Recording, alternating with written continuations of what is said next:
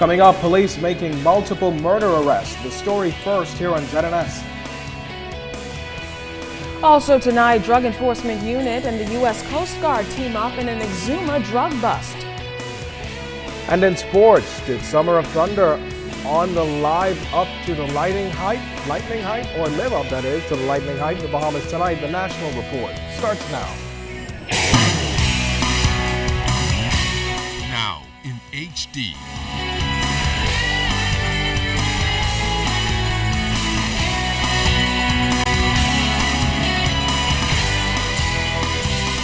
ZNS Network presents The Bahamas Tonight.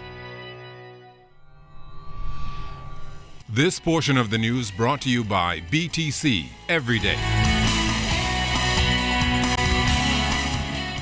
Breaking news off the top tonight. Police have made several swift arrests in connection with the shooting death of the Deputy Director, Bahamas Information Services. Now, between 1:30 and 3:20 this afternoon, a team of officers from a drug enforcement unit acting on intelligence arrested a 24-year-old man of Palmetto Avenue, a 22-year-old of Young Close, a 20-year-old of Bimini Avenue, and an 18-year-old of Young Close in connection with Mackey's murder. Mackey was found shot dead early yesterday morning. Now, police also took into custody on Tuesday, the 26th of August, two men for questioning in connection to additional murders on the weekend. First Flying Squad officers acting on intelligence arrested a 20-year-old man of Kemp Road in connection with the murder of George Nixon last week Thursday and the murder of Charles Davis, which occurred Sunday. Central Detective Unit officers acting on intelligence arrested a 33-year-old man of West Ridge Estates in connection with the murder of Charles Davis. In other news, the investment compendium bills that hope to grow the economy have passed in the House of Assembly. In wrapping up the debate, the nation's leader, the Right Honorable Christie, said that unless crime is reduced, all of the economic gains will be in vain. And that's why he says government will address the problem, even if it means more resources. It's not going to serve the interest of anybody in this country to have a wonderful economy going on when you have this kind of intervention, this extraordinary, violent, horrendously violent action, criminal action, Mr. Speaker, where young people are killing young people, and they are both victims in that regard. And so, Mr. Speaker, there is absolutely no doubt in my mind that whatever we're doing with respect to the economy, to smart funds, to the introduction of innovations in the private sector, Mr. Speaker, there is a great call, Mr. Speaker, that is now being demanded of governance in this country, and that is on this island of New Providence, Mr. Speaker, to ensure that we take all of the actions that are necessary, Mr. Speaker, even dedicating more resources to this area to ensure, Mr. Speaker, the safety and security of the people of this country. Well, Deputy Leader of the Free National Movement, Loretta Butler Turner, says she supports the bill. We can make such a difference in our country if some of these same promotional trips are given incentives to some of the smaller law firms so they too can start to expand the economy. Then we'll truly see what these financial vehicles are doing. And so, Mr. Speaker, I certainly have no problem with commending this piece of legislation and all of the accompanying pieces that go with it. I think it's going to be good if we see this tree bear some form of fruit in terms of greater funds coming into the Bahamas. Now, Mrs. Butler Turner, who is also the Member of Parliament for Long Island, also raised concerns regarding the housing of illegal migrants, referencing a call from Inagua that she got from concerned residents on that island who asked how government was addressing it.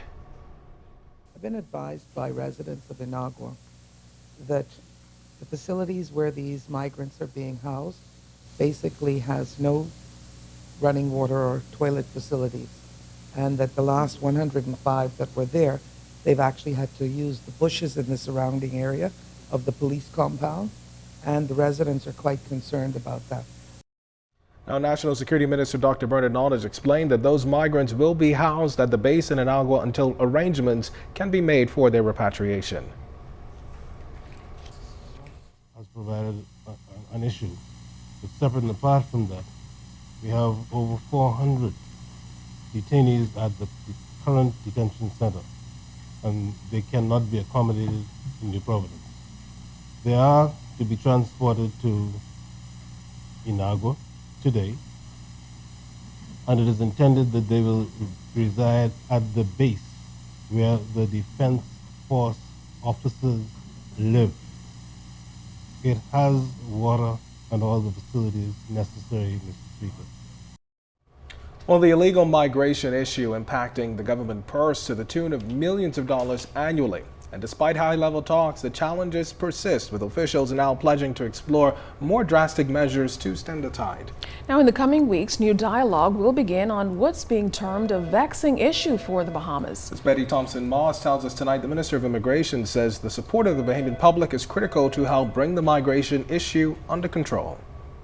The Immigration Department is at a critical stage in its quest to stem the flow of illegal migrants. Currently, officials are battling the constant re-entry of repatriated Haitian nationals. It now costs the Immigration Department $32,500 to charter one Bahamas Air flight into Haiti. So what you have is a revolving door going on here. We believe that there are Bahamians who are driving this smuggling effort which is coming in here. We are sitting with the intelligence chiefs to try and figure out how these things can be interrupted. Minister of Immigration Fred Mitchell says Bahamians can play a critical role to curb the flow. In the past 4 weeks alone, more than 400 migrants were apprehended with the assistance of the newly commissioned Defense Force vessels. Despite apprehensions, many Haitian migrants blend in as undocumented individuals. We have to know who is in our country.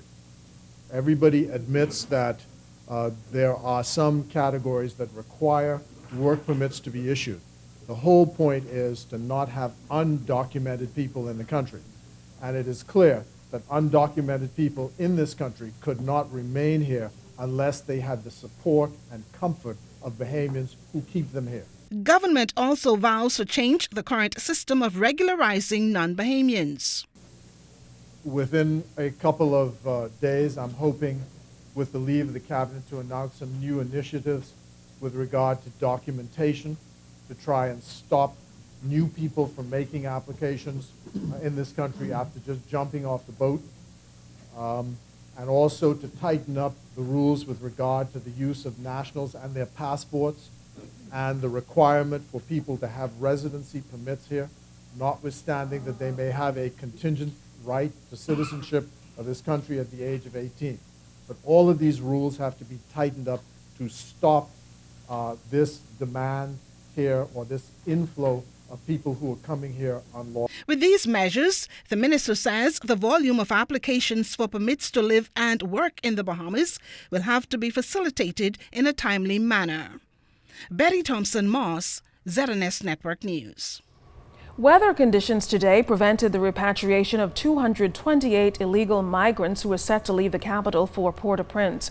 Director of Immigration William Pratt says if the weather permits, Bahamas Air will attempt those 2 flights tomorrow. Meantime, he says once those 228 migrants return to Haiti, the detention center, which is at capacity, will become more manageable. Meantime, the immigration director says his department is still unable to confirm whether any of the 400 migrants apprehended last week were among those who broke out of a Haitian jail earlier this month.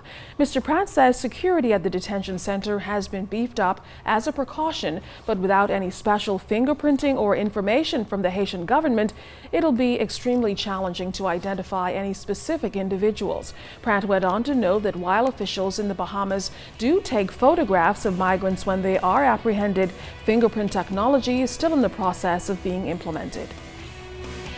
Well, still to come tonight, find out how much that slew of drugs found in Exuma was worth. And then in sports, find out what the Federation thinks about the Summer of Thunder. This segment of the news is brought to you by Shell Quality Fuels.